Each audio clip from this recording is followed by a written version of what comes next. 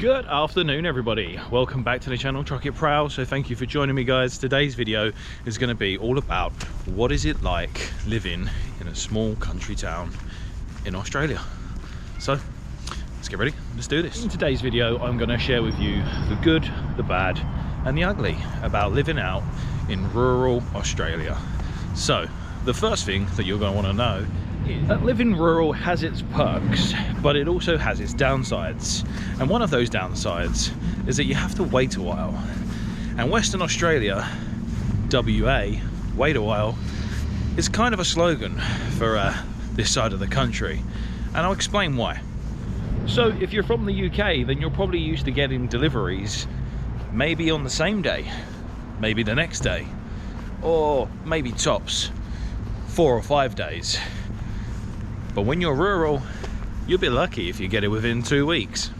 So you can't get your designer handbag the very next day. No biggie, right? Well, it's not just things like online shopping where you might have to wait a while.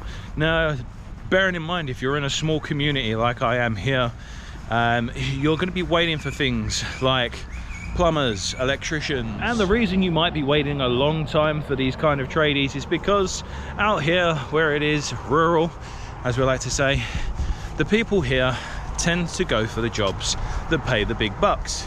Now what do I mean by that? A lot of them will go to the mine. So basically, for example, if you're an electrician, you have the choice. Stay in town, charge what you want for the jobs that you want, when you want, or go to the mines, have a nice cruisy little job that pays top dollar.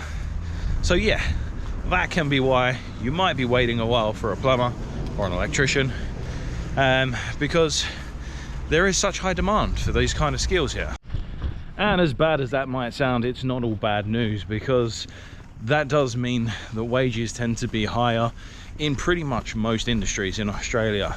If you take, for example, my job working in a hardware store, I earn pretty much the equivalent as I did as a truck driver hourly. But the cost of living, oh, Australia is so expensive. Everything is mad prices in Australia. No, it's really not. I'm sorry to burst your bubble. As someone that has lived in both countries, I can honestly say to you, in terms of food, yes, prices are pretty much on par. Don't get me wrong, there will be things that are out of season that will cost a little bit more at certain times of the year in Australia. And do you know why? Because some of it, or most of it, is grown in Australia. So they're not using cheap labor. For example, I did a video the other day that limes were $18.50. Sorry, I almost choked. $18.50 per kilo. Doesn't sound like too much for a kilo. Put that in perspective, that's 6 to 8 limes approximately, according to ChatGPT. So yeah, if you buy them out of season, they are going to be expensive. But I tell you one thing that is great, is you can probably grow them in your back garden and they cost you nothing. Obviously you have to pay for the tree, but yeah, once you pay for the tree, you've got limes for life, right? I don't know how much they grow throughout the year, but you get what I'm saying. People in the country are less materialistic. They don't really give a shit about what you got. The richest people you'll find in rural communities are usually the ones that dress in drags and drive old beaten up cars. People do not care about your brand of clothes or what you're wearing. They don't even care if you wear socks in a bloody shop, for fuck's sake. Now, there are obviously things like the fact that you have to drive over 100 kilometers to the nearest city, and that might be a city that wouldn't be your first choice, a preference to go to. However, the drive there is absolutely breathtaking, and the things you see on those drives, you just kind of start to take for granted after a while. There are also the annoying little things like you'll be on the gas, so the gas cylinders rather than actually on the grid. So you have to go into a shop and pay somebody to deliver your gas. But at least they can't make up how much gas you're using. So that's probably a positive. You use the gas that you use, rather than just an estimated bill dropping on your mat saying you owe us X amount and you have no bloody idea if it's true or not.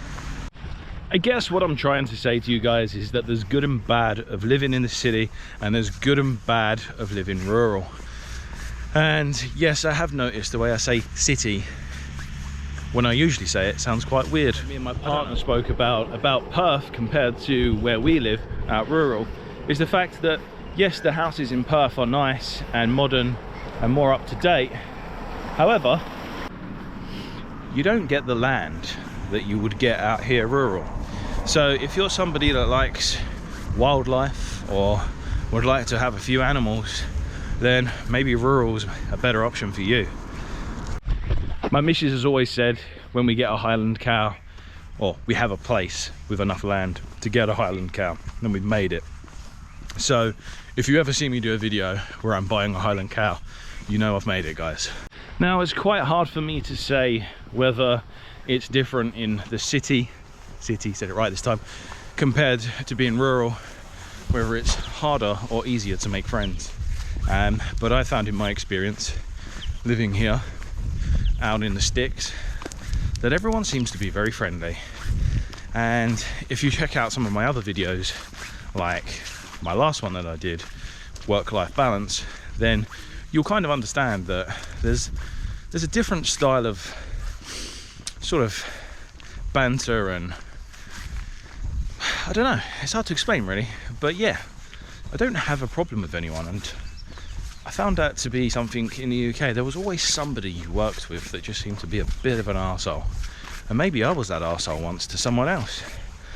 But working with people that seem to be a lot more positive and don't whinge seems to be great. Well, basically I'm going to sum it up as well. There's lots of good things and bad things about living rural. You know, like I said, you're always a couple of hour drive away from the nearest city or the beach, and you know, that can make your day a very long day if you want to go out for the day. However, you've got to weigh up the pros and cons. Do you want to be stuck in a city, said it right again, with loads of people where you're all stuck on top of each other, or do you want to be somewhere where you've got space like this, where you're not all crammed in? There is a sense of community, and that's what I craved, and that was one of the main reasons why I moved to Australia. Now, it's not to say that I won't move to a city one day, but while my kids are young and I feel like they're gonna enjoy their schooling here, growing up around animals and all the things they love and feeling safe, I feel like I've made a good decision. Don't get me wrong, there's been times that have been really hard on this journey. It isn't all lovey-dovey, sunshines and rainbows. My missus has struggled a little bit with certain aspects. I've struggled, but in an all-round sort of situation, I think it was the right decision. And you know, we're 11 months into our journey, and I hope that things do get better, because like I say, there's some stuff that's going on in my life that have been quite upsetting, but yeah, has been quite upsetting and hard to deal with, and you feel a bit powerless when you're on the other side of the world. For those of you that have been following me, you'll know exactly what I'm talking about. But it's looking positive. It's looking like there's light at the end of the tunnel, and hopefully this time next year I'll be a millionaire. No, not a millionaire, but this time next year we'll be settled and it will be everything I want it to be. Who knows? I'll keep you guys updated. Thanks for watching. If you have liked the video, don't forget to like, subscribe and all that good stuff, and don't forget to head over to my Facebook and yeah, check that out. See you later.